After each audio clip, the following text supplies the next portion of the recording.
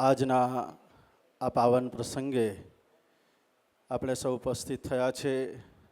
નિમિત્ત છે પરમ પૂજ્ય શાસ્ત્રી સ્વામી નવતમ પ્રકાશદાસજી સ્વામીનો જન્મદિવસ.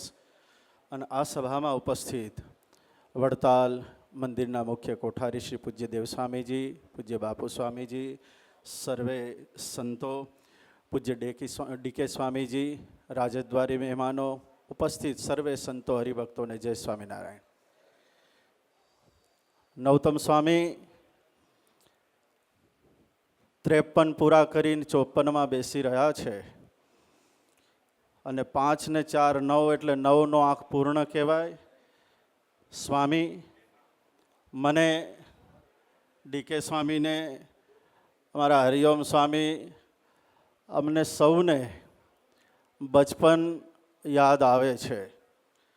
તમે જે દબાણ સંત યોગાશ્રમમાં જે સાથે રહીને અમે બધા ભણતા હતા, એ વખતના નવતમ સ્વામીજી અને આજ 54મું વર્ષ ચાલુ થઈ રહ્યું છે ત્યારના પૂજ્ય નવતમ સ્વામીજી આજ વિશ્વ લેવલે ગુજરાતના છેડે છેડા, વિશ્વના કોઈ પણ છેડે વડતાલનું નામ પડે, નવતમ સ્વામીનું નામ પડે એટલે એના હૃદયમાં નવતમ સ્વામીની છાપ હોય.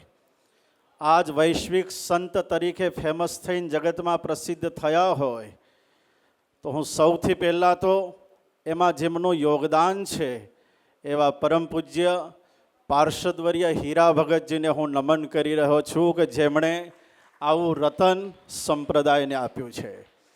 પૂજ્ય નવતમ સ્વામીજી દ્વારા જે સમાજના સત્સંગના અનેકવિધ કાર્યો થઈ રહ્યા છે, પૂજ્ય સ્વામીજી આપને અમે આશીર્વાદ નહીં પણ અમે આપને નમન કરવા આવ્યા છે.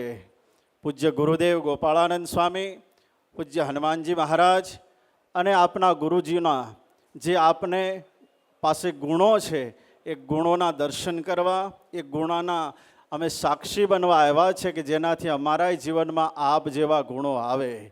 પૂજ્ય સ્વામી માર્કંડેયજીને, આપણે જે માર્કંડેય મુનિની વાત સાંભળીએ છીએ, જન્મ થયો ત્યારે આયુષ ખાલી સૂર્યોદય સુધીની હતી, પણ અનેક સંતોના આશીર્વાદ જ્યારે મળ્યા, ચિરંજીવી ભવ, દીર્ઘાયુ ભવ, તો આજ સુધી એ ચિરંજીવી બનીને માર્કંડેયજી રહ્યા છે. એમ આપને 100 વર્ષના, હમણાં જ અહીંયાથી આશીર્વાદની વાત થઈ કે 54 પૂરા થયા અને 46 બાકી છે, તો બાકીના 46 વર્ષ સુધી આપને કંઈ જ ન થાય એવી અમે ભગવાનના ચરણમાં પ્રાર્થના કરીએ છીએ. શુભેચ્છા, શુભકામના પાઠવું છું.